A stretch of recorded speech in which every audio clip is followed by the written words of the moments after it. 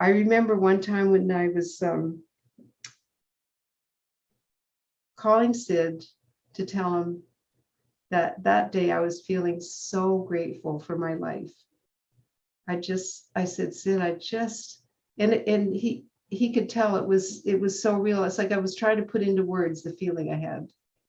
And it was just like it was bubbling over with this feeling of gratitude.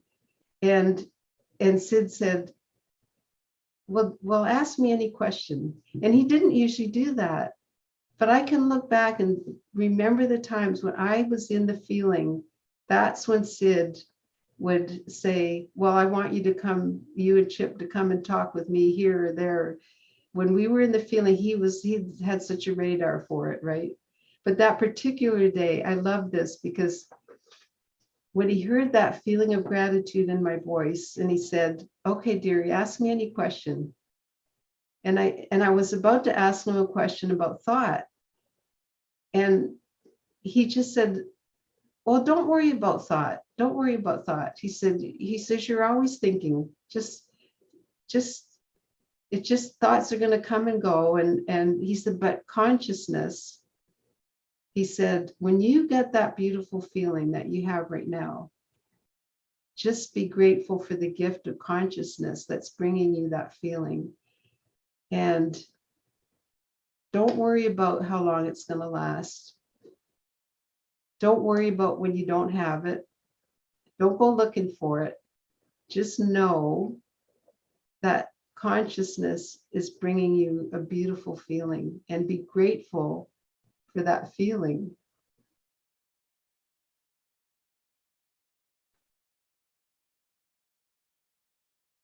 That helped me so much. I still remember where I was standing that day. And I know so many of you, when you have an insight, you can remember right where you were standing. It was so important to you. And that was so important to me, because it took the pressure off of thinking, if I'm not in that beautiful feeling, there's something wrong. I'm doing something wrong. I'm missing something. And then what creeps in? The guilt, right? Or the insecurity.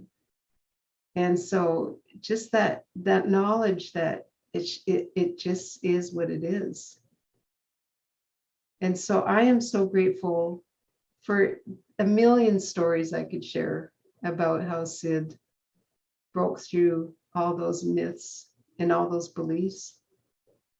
But just the fact that he showed us his spiritual experience for it to be available to us. And that then when he kicked us out of the nest, when we said, you need to leave Salt Spring and go out into the world.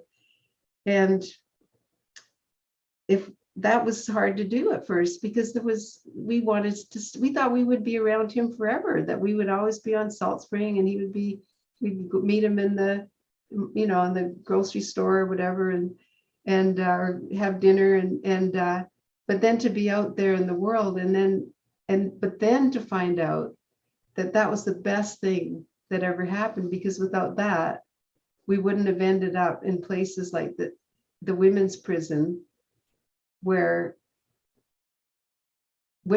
by the way came from Sid's hearing about somebody that we knew that had ended up in prison, and wanting us to send some materials to this person. And one thing led to another, and next thing you know, we're invited to volunteer at this prison and speak to the women. And so here we were talking to people who looked at us at first like, well, aren't you nice people, but you don't have a clue. You really don't have a clue what it's like in here. That was our first session with these 12 women.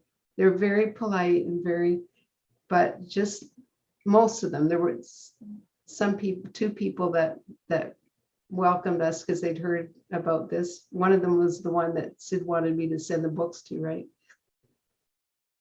And I remember there's nothing they could do to offend me, because I was so moved by how gracious they were. They were all wearing like blue jumpsuits, sneakers, and some of them had some teeth missing because that's the thing in prison. You don't get any repair. You just, the tooth is gone, right? And tired, some of them look tired. And so when some of them said, you don't know what this is very nice you came in, but you don't know what it's like. And being able to say, well, I don't know what it's like to be in prison, but I do know what it's like to be hopeless. And we shared our story again, we share it everywhere, but they heard something. And so 1 week to the next, they'd hear something. And the only thing that we brought into that prison, we could only bring it into the prison library, was all of Sid's books, all 6 of Sid's books. Somebody was generous enough to donate them. And we would bring in, they would let us use a TV and show a video of Sid. That was their total diet of the 3 principles, was us talking a little bit, but Sid's materials. And what we saw happen from those women, getting it direct, not interpreted by anybody. If it was good enough, if we were good enough to hear it from Sid and change, we figured let's let them just have the purest that we know of. And so there they were the books and the videos. And from week to week to watch the change was something that I just had never seen in my life. And it was the most beautiful gift. And again, when the women, there's one woman in the first session was totally, this is our very first class, and she showed up and she was so distraught and talked like in a stream of consciousness. So she basically wanted to take over the whole class, because just out of habit, I mean, it was innocent, but she stood up. And so she started rambling about how she steals things from people, and she doesn't mean to, but she does. And she's been in therapy her whole life since she was a child. I think it might have been even like 6 years old. And all these therapists had kept trying to relive this horrible thing that had happened when she was a child. And so she was really upset with all of them. And so she went on and on. And so a couple of weeks later, after the women had been, it might have even been the next week, but it was at least, in the next 2 weeks, the same woman came in and she was talking like a university professor. She was totally calm. And she said she'd been reading The Enlightened Gardener. And she said she just, as she read it,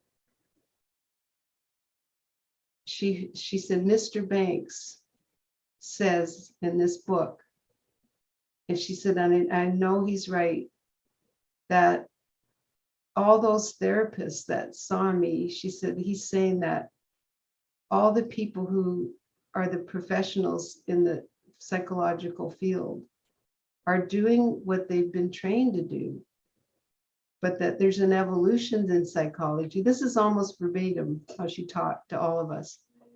There's an evolution in psychology.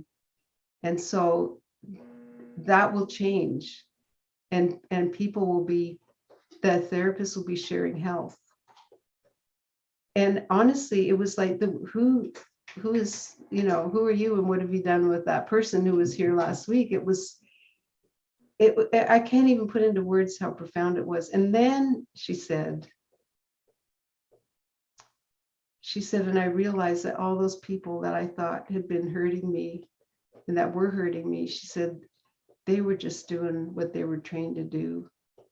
She says, I'm not mad at any of them anymore. And she was an absolute different person from that day. And that was just, all these women were watching this. We didn't have to teach that class. We just went in, but from 1 week to the next, the women were all reading mostly The Enlightened Gardener. That was the one, because it was like a therapy in a book, right? They had their therapists that they had to see that were giving them the medications.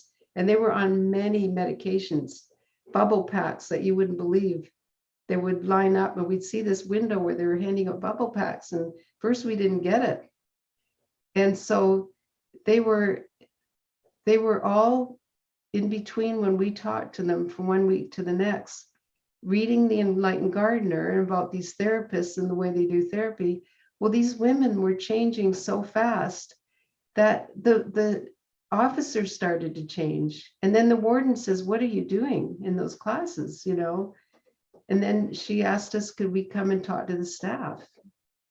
And the first thing we had told those women was, I know it's hard to be here. We don't even know how hard it is to be here because we get to go home after and we don't have to shower in flip-flops. You know, we can open our refrigerator and help ourselves. We can go anywhere. We don't know what it's like, but we're going to tell you something that when you start to change, just see what happens and you will change. And your things will change. Your circumstances will change. When you hear this, your circumstances will change. It's just the way it goes. So a few months later, when we trained the staff, we found out that there were a lot of staff members that were kind and there were some that were lost. And so the ones that were kind in the training got to speak up and be heard. And that got back to the warden. And the next week there was a memo out. This is the way we will treat the inmates. And it was a decree from the warden. This is the way we are going to treat these inmates. So those women changed their world by just hearing this for themselves. And as I said, they taught each other. We would just come in and witness the change and play some videos of Sid. And Sid even, there was a recording of, I'll make this really quick, of Second Chance that he said, you know, could we bring it in and let them hear the recording of Second Chance because it was made by this Hawaiian man that's very handsome. And he said, tell the women that when you listen to this recording, you're going on a Scotsman's holiday to Hawaii.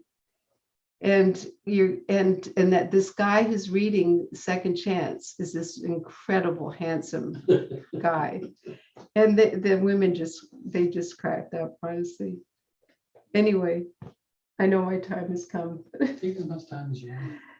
Well, I feel like that's so I guess what I'm trying to say is, one of the last things Sid said, imagine, one of the last things he told us when we were doing that project, imagine if these books could have the effect of all those women, because it went through the prison like wildfire.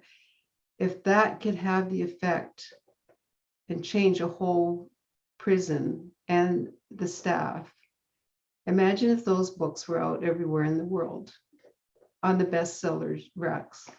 Imagine that. And that was when Chip and I decided that he's so right. There's the power in that. And I'm so grateful to Shane for getting the books out again, all of them. And so that's just my sharing with you what only one instance, because there's many, many more of how we saw what happened to us replicate in other people, and how grateful I feel. So just want to come back Slide over. over. Yes, so. And grateful to all of you. Oh my gosh, because I know that so many beautiful people are changing so many lives, helping so many people gain access to this beautiful understanding. Yeah, absolutely. People that we don't even know of out there in the world. And yeah. It's amazing how it just continues to grow and gain power. That was lovely. I been listening to you talk about the prison. Boy, that really hit me. You know? It fills me up. We loved it. You know, like we were walking out one night and one of the inmates said, well, it was a Friday night, right?